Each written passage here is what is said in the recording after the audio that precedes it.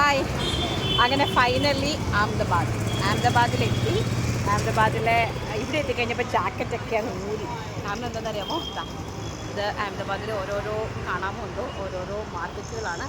കയറാൻ പോകുന്നതേ ഉള്ളൂ, വന്ന് കയറി ഇറങ്ങിയതേ ഉള്ളൂ. ഇനി ഇവിടെ നിന്ന് ഉലകം ചുറ്റും വാലിബനെ പോലെ അത്യാവശ്യം ഇന്ത്യ മുഴുവനും കറങ്ങിയിട്ട് ഇനി നേരെ അഹമ്മദാബാദിലെ പർച്ചേസും കൂടെ കഴിഞ്ഞതിന് ശേഷം നേരെ കൊച്ചി. അഹമ്മദാബാദിൽ കുറച്ച് അടിപൊളി ഇവർക്ക് മാത്രം പ്രൊഡക്ഷൻ ചെയ്ത കുറച്ച് സാധനങ്ങളുണ്ട്.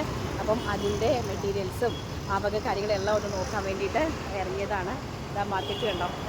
ഇതൊന്നും ആയിട്ടില്ല, ഞാൻ സഫലിൽ നിൽക്കുന്നതേ ഉള്ളൂ. അഹമ്മദാബാദിൽ ഒരുപാട് മാർക്കറ്റ്സ് ഉണ്ട്. സഫൽ 1 ഉണ്ട്, സോൾ 2 ഉണ്ട്, സോൾ 3 ഉണ്ട്, അങ്ങനെ ഒരുപാട് മാർക്കറ്റ്സ് ഉണ്ട്. ജസ്റ്റ് ന്യൂ ക്ലോത്ത് മാർക്കറ്റ് ഉണ്ട്, സ്മൂളുണ്ട്. അപ്പോൾ ജസ്റ്റ് വന്നു. വന്നപ്പം ഇവിടുന്ന് ഇഡ്ഡലിയും സാമ്പാറും പിന്നെ അതുപോലെ തന്നെ പരിപ്പ് വടയും കൂടി ചേർന്നിട്ട് ഒരു അങ്കിളുടെ നിന്ന് വഴിയിലിട്ട് വിൽക്കുന്ന ഒരാളുണ്ട്. അവരുടെ നിന്ന് കഴിച്ചിട്ട് ഇങ്ങനെ മാർക്കറ്റിലേക്ക് പോകാനുള്ള തയ്യാറെടുപ്പിലാണ് കേന്ദ്രീയമായിട്ട്. ഇതാണ് അഹമ്മദാബാദ് മാർക്കറ്റ്. അതൊരു ജസ്റ്റ് ഒരു മാർക്കറ്റ് മാത്രമാണിത്. ജസ്റ്റ് ഇവിടെയൊക്കെ ഒന്ന് കറങ്ങി പോകാമെന്ന് വിചാരിച്ച് ഞാൻ നിങ്ങൾക്കൊന്ന് കാണിച്ചു തന്നുള്ളതേ ഉള്ളൂ. അങ്ങനെ അഹമ്മദാബാദിൽ പർച്ചേസ് എല്ലാം കഴിഞ്ഞു.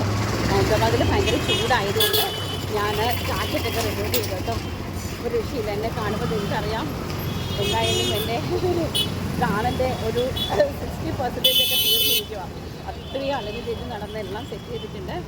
അപ്പോൾ ബാക്കി ഈ കാര്യങ്ങളെല്ലാം നമുക്ക് ഓരോന്നായിട്ട് സ്റ്റാർട്ട് ചെയ്തതിന് ശേഷം എന്താണ് സ്റ്റാർട്ട് ചെയ്യാൻ പോകുന്നതെന്നുള്ളതൊക്കെ വഴിയെ പറഞ്ഞുതരാം. അതിന് ശേഷം നമുക്ക് അറിയാനായിട്ട് സാധിക്കും കേട്ടോ. അപ്പോൾ എല്ലാവർക്കും നന്നായി.